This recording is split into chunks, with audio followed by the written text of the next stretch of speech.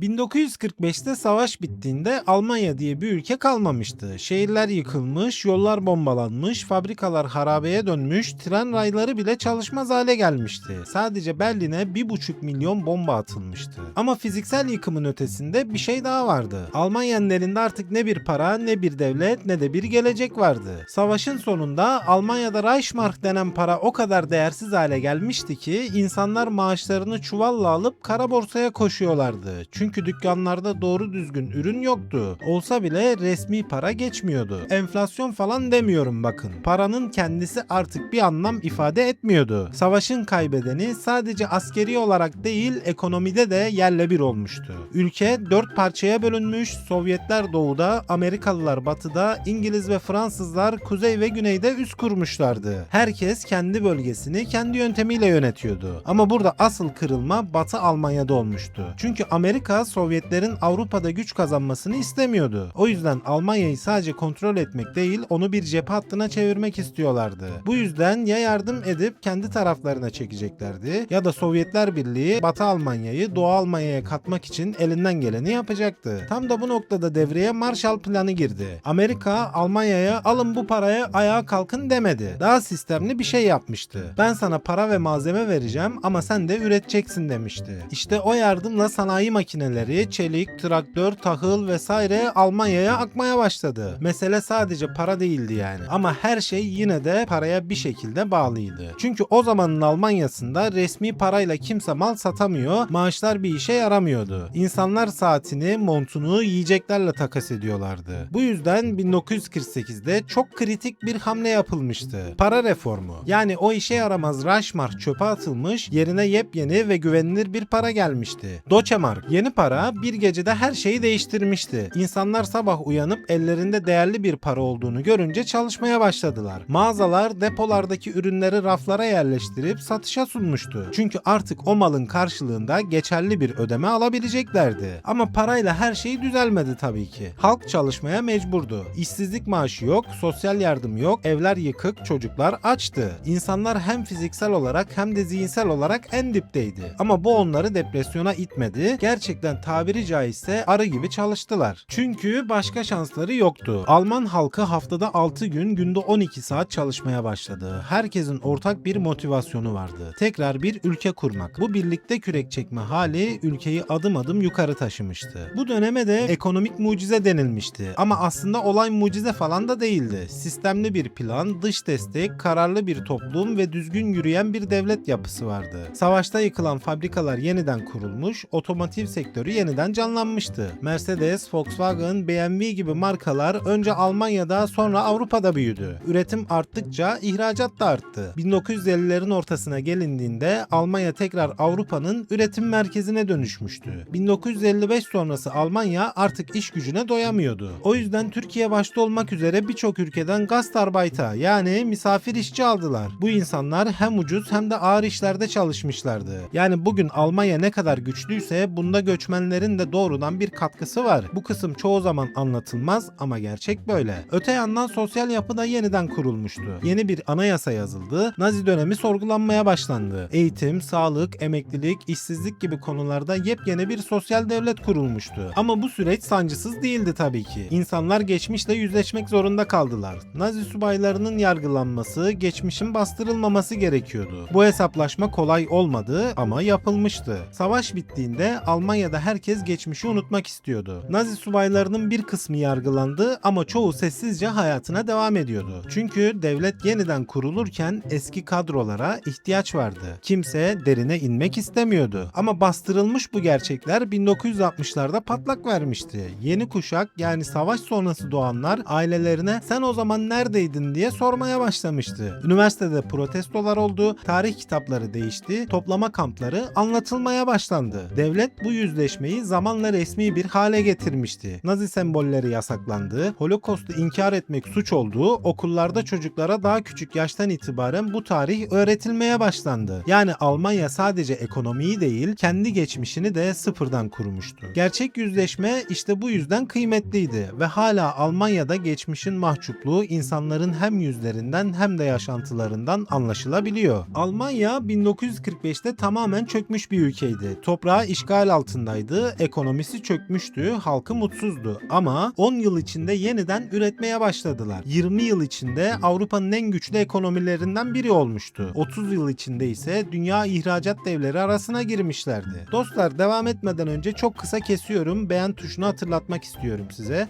Eğer videoları gerçekten beğeniyorsanız beğendiğinizi belli edin ki biz de videolara daha büyük bir istekle devam edebilelim. Neyse, gelelim 1990'a. Berlin Duvarı'nın yıkılmasıyla birlikte Doğu ve Batı Almanya resmen birleşmişti. Bu tarihi bir andı ama iş sadece duvarı yıkmakla da bitmiyordu. Çünkü Doğu Almanya'nın ekonomisi neredeyse çökmüştü. Altyapısı eksik, sanayisi eski, halk batıdaki standartların çok gerisindeydi. Batı Almanya bu yükü üstlenmek zorunda kaldı. Trilyonlarca euroluk yatırım yapıldı, yıllarca Doğu bölgesine özel vergi uygulandı. Yani Almanya'nın bu birleşme süreci ekonomik olarak çok sancılı geçmişti ama pes etmemişlerdi. Doğudaki birçok eski fabrika kapanmış, işsizlik artmış, insanlar batıya göç etmişti. Ama zamanla yeni yatırımlarla, altyapı çalışmalarıyla, eğitim ve sağlık hizmetleriyle denge sağlanmıştı. 2000'li yıllarda Almanya yeni bir kırılma yaşadı. Dünya değişiyordu. Avrupa Birliği genişliyor, globalleşme iyice hızlanıyordu. Almanya bu sürece uyum sağladı ama bir yandan da rekabet artmıştı. 2000'lerin başında işsizlik yükselmiş, ekonomi yavaşlamış, sistemin sürdürülebilirliği sorgulanmaya başlanmıştı. Tam bu dönemde başbakanlık koltuğuna Angela Merkel oturdu. Merkel, Almanya tarihinde Doğu kökenli ilk başbakandı. Sessiz, kriz anlarında sakin kalan ama stratejik adımlar atan bir liderdi. Euro krizi, mülteci krizi, pandemi hepsinde Almanya'yı istikrarda tutmayı başarmıştı. Özellikle 2015'teki mülteci akını sırasında 1 milyonun üzerinde göçmeni Almanya'ya alması hem ülke içinde hem de dünyada çokça tartışılmıştı. Ama Almanya yine uzun vadeli düşünerek bu insanları sisteme entegre edilmesi için adımlar attı. Bazı sorunlar yaşandı elbette ama Alman toplumu bu tür krizleri yönetmeyi artık öğrenmişti. Merkel kendi döneminde Almanya sanayisini daha da güçlendirdi. Yeşil enerji politikalarına yöneldi, dijitalleşmeyi arttırdı. Otomotiv sektörü başta olmak üzere büyük markalar küresel pazarda liderliğini sürdürdü. Ama tabii her şey güllük gülistanlık da değildi. Özellikle 2020'lerden sonra enerji bağımlılığı, Çin ve Rusya ile ikili ilişkiler, yaşlanan nüfus gibi konular Almanya'nın başını ağrıtmaya başlamıştı. İsterseniz bu konu hakkında daha önce çekmiş olduğum videoya sağ üstten ulaşabilirsiniz. Bugün Almanya hala Avrupa'nın en büyük ekonomisi ama aynı zamanda yeni bir dönemin eşiğinde. Sanayi devi olmak artık tek başına yeterli değil. Almanya artık enerji bağımsızlığı, dijital dönüşüm, yapay zeka, iklim politikaları gibi alanlarda da liderlik kurmak zorunda. Öte yandan demografik krizlerle de uğraşıyor. Genç nüfus azalıyor, iş gücü açığa artıyor. Bu yüzden yeniden göçmen iş gücüne yönelmek zorundalar. Hatta şu an yaşadığımız süreçte Türkiye'den, Doğu Avrupa'dan, Asya'dan gelen vasıflı işçilere büyük bir ihtiyaç var. Ama giderek vize almayı da zorlaştırıyorlar. Neyse, sonuç olarak Almanya 1945'te yıkılmış bir ülkeden bugün Avrupa'nın lokomotif haline geldiyse bunu sadece dış yardımlara ya da sanayiye değil, sistemli bir devlet yapısına, toplumsal sorumluluğa ve uzun vadeli planlamaya borçlu. Geçmişle yüzleşti, krizleri bastırmadı ve üzerine gitti. Her darbeyi sistemli bir şekilde karşılayıp yeniden denge kurmayı bildi. Bu yüzden sadece ekonomik değil, politik olarak da istikrar sembolü haline geldi. Almanya'nın hikayesi aslında bize birçok şey öğretiyor. Bir ülke ne kadar çökmüş olursa olsun doğru kararlar, düzelmeyi arzulayan bir halk ve sağlam bir sistemle her şey düzelebilir. Mesele sıfırdan başlamak değil, doğru şekilde yeniden kurmak. Almanya bunu yaptı hem de defalarca. Eğer bu videoyu beğendiysen beğen tuşuna basabilir, kanalıma abone olabilirsin.